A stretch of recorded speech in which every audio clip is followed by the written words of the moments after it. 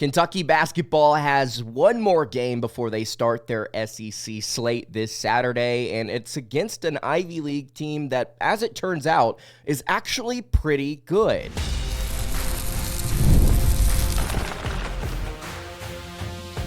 You are Locked On Kentucky, your daily podcast on the Kentucky Wildcats, part of the Locked On Podcast Network, your team every day. All right, what's going on, Big Blue Nation? Welcome on into Locked On Kentucky, your daily Kentucky Wildcats podcast. I'm your host, Lance Dawe, and on today's episode of Locked On Kentucky, we are going to be previewing Kentucky basketball's matchup with the Brown Bears. Obviously, the Wildcats, a very disappointing showing last time out against Ohio State. Can the Cats rebound? I believe not only will they rebound, but they are due. However, this is a pretty good team that Kentucky is going up against. Shout out Clint Darden for kind of walking us through, Big Blue Nation ourselves, walking us through how we should approach the next couple of games. We will not talk bad about our opponent.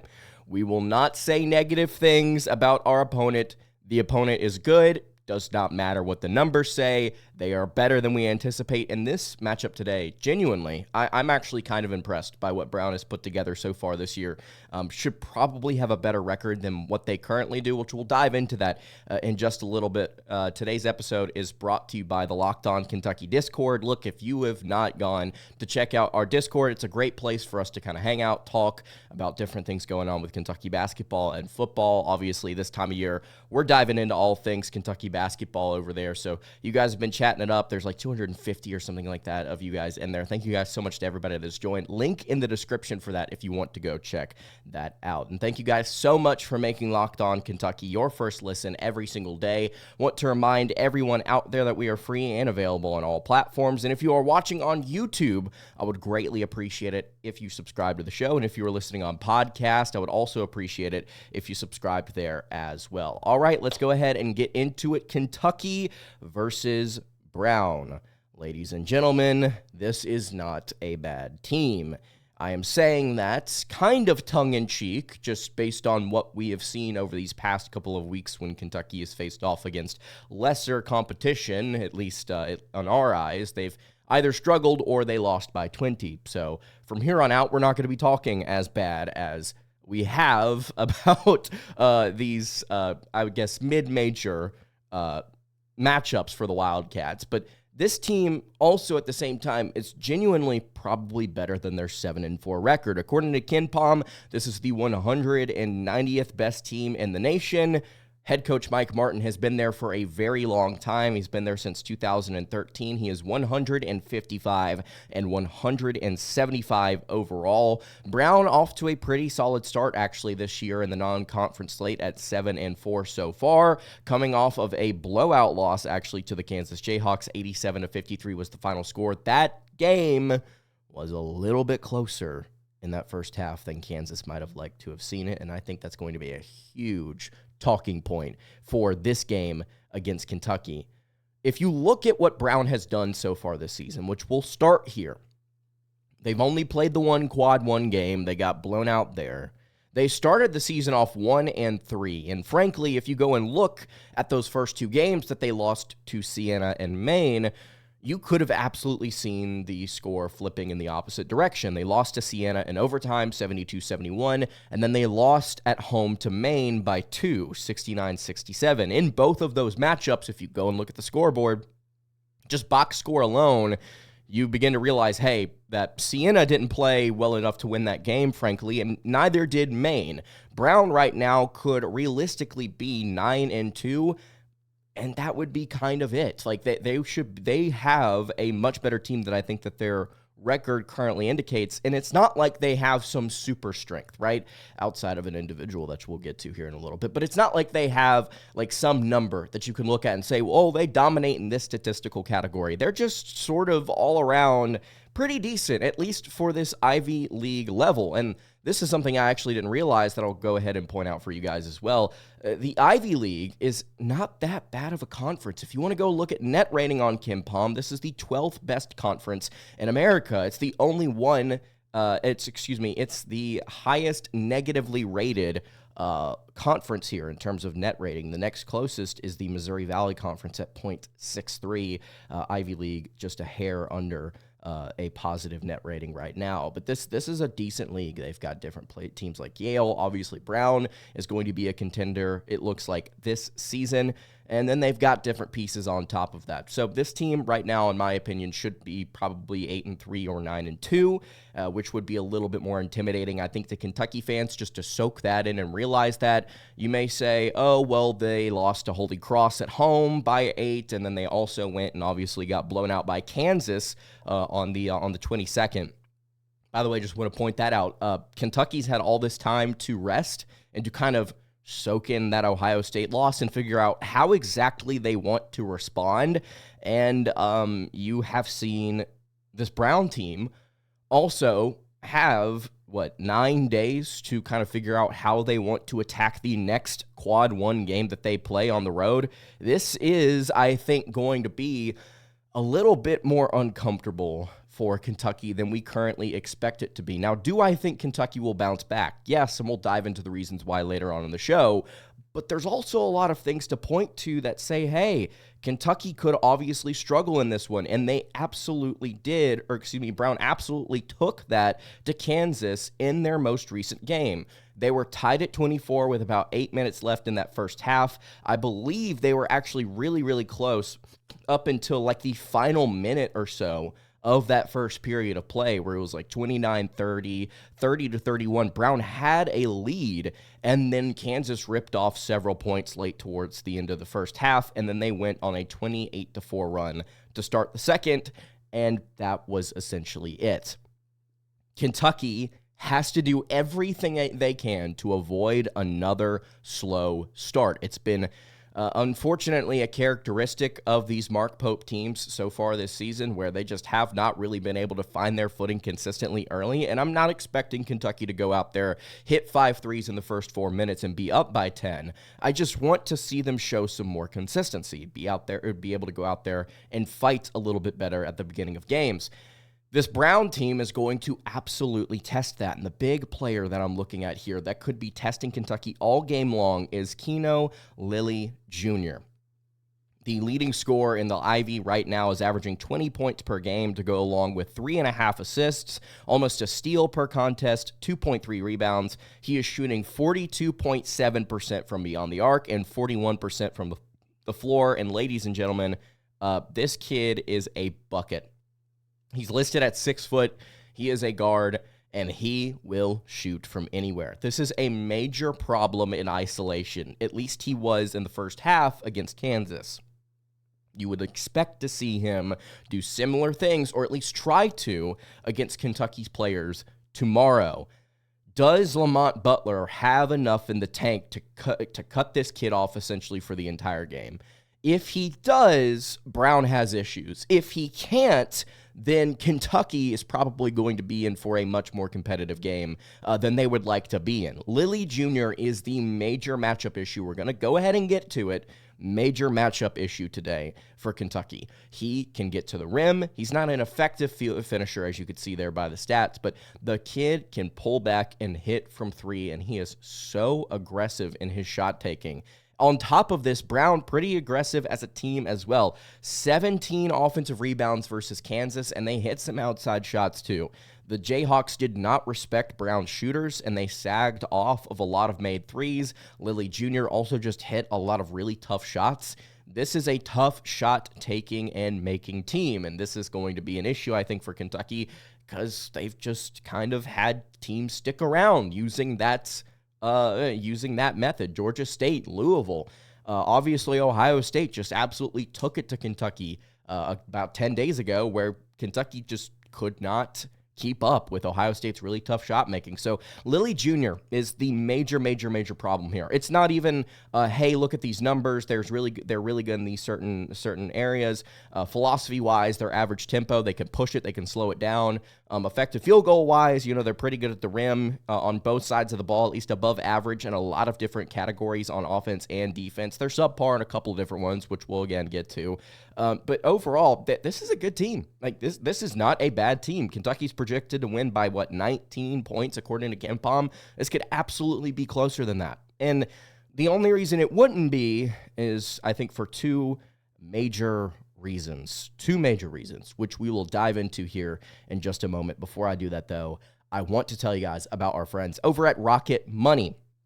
Did Rocket Money help you find any subscriptions you forgot about or that you were paying for twice? It definitely happened for me. It actually happened a couple of weeks ago where I had a few subscriptions, and I mean like 3 or 4, that I didn't even realize that I was paying for. And Rocket Money made it super easy to track them all down. It's like having a personal assistant for your finances. It was on, funnily enough, thank you guys for commenting about that. Funnily enough, it was on a separate email that I just never bothered to check. So I was getting these updates and these emails about my subscription to this service renewing, and I just didn't even realize it. I just thought it was already a part of the subscription I was paying for on another email.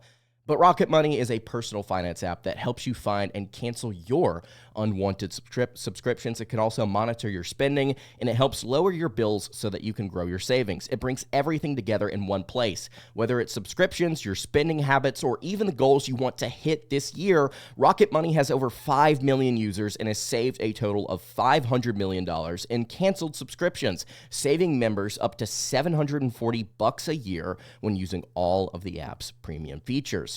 For me, again, one of the best features is the subscription tracker. I've used it to cancel services I wasn't using anymore, and I've already saved a ton. Literally, I've already saved probably somewhere between $200 and $300 just based off of Rocket Money alone. They've also got their goals feature. I've been automatically able to set aside money for my future, so there's no more stressing about budgeting every month. I know what I'm setting aside, and I can be really confident in kind of being organized through that. And you can cancel your unwanted subscriptions and reach your financial goals faster with Rocket Money. You can go to rocketmoney.com/lockedon today. That's rocketmoney.com/lockedon. rocketmoney.com/lockedon. All right, continuing along here on the Monday edition of Locked On Kentucky. Lance Dawe hanging out here with you. I really appreciate you guys checking out the show today. Again, if you have not subscribed to the YouTube channel or the podcast feed, I would greatly appreciate it if you did so. Kentucky versus Brown in this final game before Kentucky takes on their SEC slate. I do want to point this out here real quick, and I think this is kind of crazy to me. We're already here. I know that a lot of you have been watching the show through the end of last season, I should say, through this chaotic Mark Pope hiring, transfer portal roster building offseason, and we're here. And I just remember making such a big deal about SEC play and about all of these different things about the conference and how it was going to be a gauntlet. It's going to be tough. They're going to be good. And here we are, opening up this Saturday against Florida. Gentlemen, we are currently projected to lose to Florida. 13-0 Florida. You win that game. Oh, do you feel good about yourself? It's hard to win on the road. It's hard to win in Rupp. We'll see how Kentucky handles it, but they've got one game before that. Crazy that we're already here. The Brown Bears, who, as we mentioned, they're pretty good. Keno Lilly Jr. is a really solid scorer individually, but there are some issues with this Brown team that I didn't discuss. Obviously, I want to save it for the middle section of the show like I normally do. Brown is a much smaller team than Kentucky. They're much smaller than Kansas. They're much smaller than the Cats, and that's what gave them fits in that second half. What did Kansas decide to do? They tried to speed up the game a little bit. They got out and ran, and Brown simply could not keep up. Threes, layups, it would be drive and kick. It would be all different kinds of things in transition to get Brown out of sorts, and it was just the athleticism, the speed, and the height that Brown just simply could not keep up with. Really interesting number here on KenPom. I mentioned the fact that Brown has not played any legitimate teams this season, and on top of that, they could have had a better record. Well, their overall strength of schedule so far is 353rd in the nation. There are 364 teams, and then their average height is 347th nationally. They haven't played a bunch of good teams. They haven't played anybody, Paul. And on top of that, they're pretty short to go along with it. If you want to look at their rotation, their depth chart over the last 5 games, I thought, looking at, like, watching the Kansas game and then looking at their depth chart, and he's listed as a guard, technically, according to ESPN. I thought Aaron Cooley, their 6'5" senior, was a guard. He plays power forward. He plays 70% of his minutes at power forward. Their starting 5 is 6'7", 215 pounds. Their backup 5 is 6'8", 225. Their backup 5, their third string 5, is 6'10", 225. They're going to be 20 to 30 pounds lighter than Kentucky is in the paint. On top of this, they're going to be giving up several inches of height to Amari Williams, Andrew Carr, Brandon Garrison. Obviously, as we talked about last year, Kentucky had 3 7-footers, and it didn't matter worth a rip. Obviously, height is not everything. Obviously, weight is not everything. But it is something to factor in, especially whenever you consider the longevity and the, I guess, consistency of this Brown team in a game on the road at Kentucky in Rupp Arena. If they are not able to secure a solid first half, does Kentucky do what Kansas did and just beat up on them at the beginning of the second? They're more fresh, they're better conditioned, I should say. This could be a game where Kentucky plays very similarly to Kansas. They have a tough shooting performance in the first half. They have things that don't go their way. Brown hits some shots. Lee Jr. plays well. They've got another guard in Jeremiah Jenkins who could also play well in this game as well. You could see Brown just keep themselves in it by shooting well. And then in the second half, Kentucky ramps things up a little bit more. And you see Brown struggle with that. Their fastest game that the Bears have played this season, they gave up 80 points to Rhode Island. The second fastest game, they gave up 72 in overtime to Siena. And then the third quickest, was against Kansas, and they gave up, obviously, 87. You have to be able to capitalize on a team that you athletically outclass. Yes, Brown is good. Yes, analytically, they've got some things going for them. But Kentucky, on paper, should do certain things in this game. Also, something to note is that Brown struggled a little bit defensively inside against Kansas, and it opened up everything for the Jayhawks. Obviously, it's easy to open things up in the paint whenever you've got a guy like Hunter Dickinson down low. Amari and Garrison and Carr, they may not be major point scorers in this game, but they have to be major contributors, if you understand what I mean. All of this talk about how Kentucky's bigs under Mark Pope are going to be able to do this, and that. And to an extent, they have, not as well as we would have hoped, I think, in certain areas, but to an extent, they have been impressive. For all this talk about it, they need to be able to go out in the game against Brown. They need to be able to execute. Because, again, Brown just doesn't have the guys down low. And if you want to look at point totals, I mean, their top 3 scorers, or 3 of their top 4 scorers, are all guards. Excuse me, you're looking at 5 of their top 6. Their next front court presence only averages 15 minutes a game and 3 points and 4 rebounds. You have to be able to execute. I think Kentucky can do a lot of things here, getting downhill, if they can just finish at the rim more consistently than they have, which, goodness, in that Ohio State game, it was putrid. I think Kentucky can get out and run it in this game. You need a focused effort from the guards. And I'm not saying points, I'm not saying rebounds, I'm not saying assists. You need Kentucky's bigs. If they're not going to be doing all the scoring, they need to at least be locked in. And the guards as well, they have to be focused and disciplined and not making poor decisions consistently in this game. That Ohio State game's going to haunt us for a while because it was guys like Lamont Butler who kept turning the ball over. Just bad decision after bad decision. That's not us. That's not Kentucky. And I don't think you're going to see it in this game. I don't think so. I just think that it's a major key. If you're going to control a game against an Ivy League squad, these are the things you should do. You're projected to control it. I think that these are the things you need to do. I'm going to keep saying it. I'll say it every freaking episode until it happens. We need a good game from Jackson Robinson, guys. We need a good game from J-Rob. Jax has not played up to expectations. The shooting has to get better at some point. It has to. It will. I believe it will. So Kentucky versus Brown, we've laid out what I think are the big keys to the game. Keno Lilly, the height and physicality advantage that Kentucky has. I think transition will be big in this game, and it's not necessarily transition. It's just speed overall. I think it's going to be important. Focused effort from the guards. Big men needs to be more of a presence down low than they are outside of the arc, if you understand what I'm saying there with Kentucky's offense. Kentucky should win this game.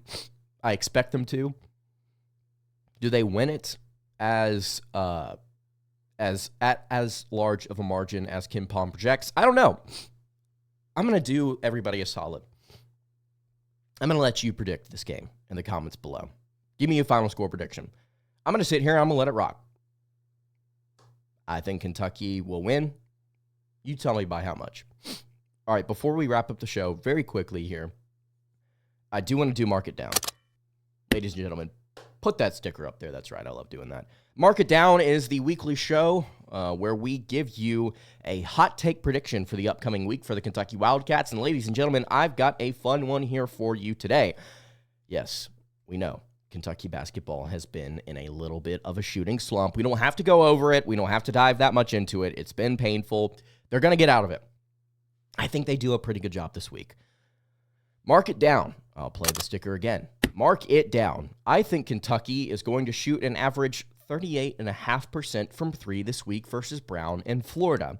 I think Kentucky's going to have their opportunities against Brown, obviously. And then I think you're going to see in that Florida game, Kentucky do some things early that maybe help that shooting percentage overall as that game carries on. Overall, I think they'll have two good shooting performances. You need to have them. You need to have them against these two opponents. In my opinion, if Kentucky's going to get back on track, which they have the ability to do, they've got to have two good shooting performances. All right. Let me know what you think about this game in the comments below. That's going to do it for today's episode of Locked On Kentucky. You can follow the show on Twitter at Locked On UK. You can follow me on Twitter at LanceDawe_ and follow the show over on Instagram. That is at Kentucky Podcast. Any questions, comments, concerns, leave those in the YouTube comments below. Hit me on the socials. I will see you all tomorrow for another episode of Locked On Kentucky. Hope you guys have a great rest of your day, and God bless.